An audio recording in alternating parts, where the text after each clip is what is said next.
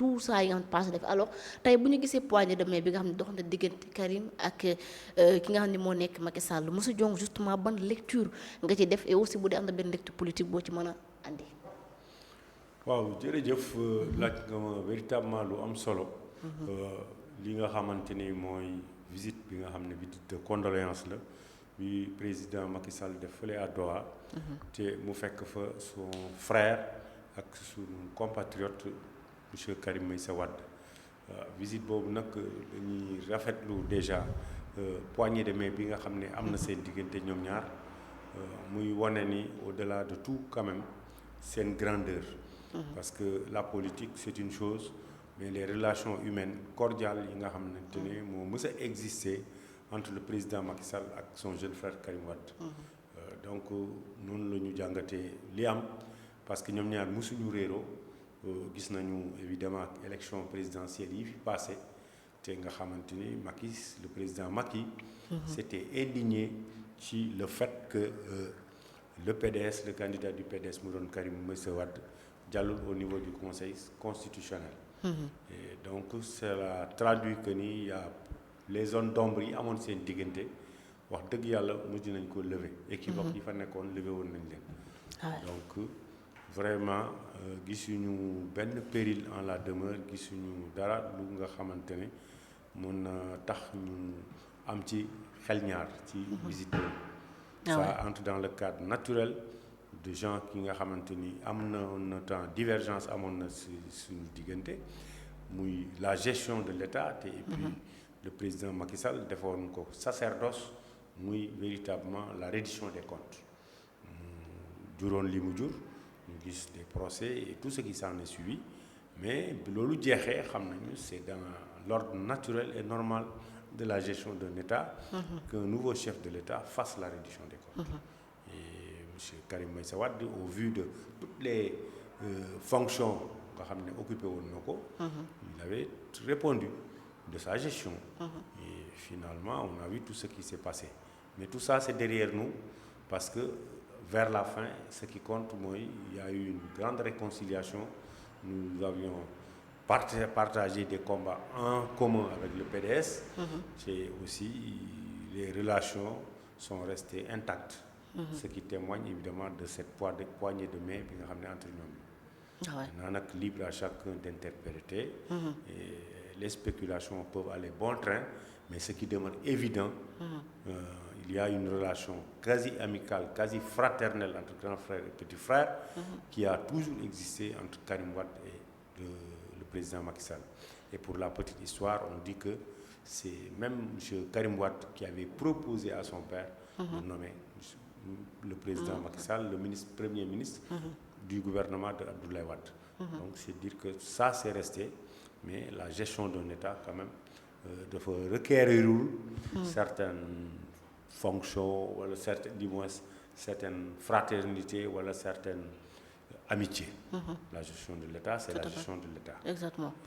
Alors mais est-ce que là aussi amul benn leçon buñ ci mën a tirer actuellement ak ni nga xam ne noonu la Sénégal defee politique nga xam ne daanaka animosité bi daf ci ëpp insultes yi ak yeneen ak yeneen nga xam ne képp ko bokkul kan mën koo xat saaga ko la sax wax ko loo xamante ni si lu tegganiwul la mais tey bu ñu gisee ñi nga xamante ne peut-être ñoo ëppoon ay divergence ci ay jamono gënoon fa opposé wu tey ñu àndaat politique mën na lu ne ban message justement ngay lancer ñi nga xam ne moom moo nekk peut-être les militants wala les sympathisants ci wàllu wi. waaw par rapport ak le contexte du jour le contexte actuel ñu bëri duñu mën a comprendre cette posture parce que tey jii la politique au Sénégal c'est les rancœurs c'est véritablement la distillation de la haine pour képp ku nga xamante ne bokku leen camp et plus exactement c'est nouveau hein c'est disons dans les régimes passés et précédents on a vu que quand il fallait s'unir autour de l'essentiel dañuy fàtte tous les clivages. Et on a vu des relations tendues qui existaient entre le président Abdou Diouf et le président Abdoulaye Wade. Et le président Abdoulaye Wade a connu la prison sous Diouf mais quand il s'agissait de l'essentiel dañu doon retrouver wu ñu taire les rancœurs et l'adversaire n'était pas véritablement un ennemi qu'il fallait diaboliser mais aujourd'hui contexte politique bi dafa toll fu nga xamante ni avec l'avènement évidemment du PASTEF c'est ils diabolisent wala sont diabolisés tous ceux qui ne partagent pas le même camp. Et nous en avons été victimes. Moi, ce qui s'est passé, les accusations de vol, les accusations véritablement de diabolisation de ceux qui ne sont pas dans leur même camp. Nous avons été victimes. C'est véritablement l'emprisonnement de certains de nos camarades. Tout ça, une certaine forme de violence politique, c'est inscrit dans le landerneau politique. De sorte que, soubassement boobu yëpp c'est le radicalisme. ànduma ak yow warul mën a am benn concession. C'est-à-dire que nous devons nous mener la guerre jusqu'au mortal combat comme ñoom ils le disent. Or c'est pas ça. La politique c'est un combat d'idées, c'est des divergences, c'est-à-dire des divergences, quelle que soit leur exacerbation, quel que soit leur niveau de divergence, c'est la politique. Il ne doit pas y avoir de sang, il ne doit pas y avoir des larmes, il ne doit pas y avoir de la violence. On peut ne pas partager un point de vue, on peut ne pas partager des principes, mais il n'en demeure pas moins que l'humanisme doit rester, la fraternité doit rester. On a vu sous le président Macky Sall, lorsqu'il s'est agi de la Covid, il a fait harakiri, il a accepté de recevoir tous les opposants à ses côtés, nous discuter, parce qu'il s'agissait de questions d'intérêt national. Tout à fait. Qui doit être placé au devant de tout. Mais cette forme de politique, le PASTEF, c'est le radicalisme, c'est les propos fracassants, c'est les déclarations de va-t-en-guerre, où il faut affronter l'inaffrontable, il faut piller tout ce qui faisait le soubassement, tout ce qui faisait le socle de la République. Et pour ça, le bon pastéfien. Le bon pastéfien, à l'image de leur leader, évidemment,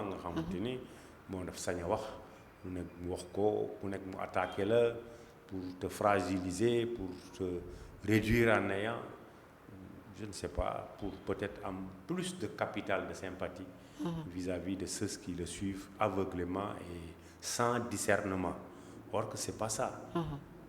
La politique, elle est noble parce qu'il s'agit de la gestion même de la cité, dans sa grandeur, où ce sont les hommes qui la font.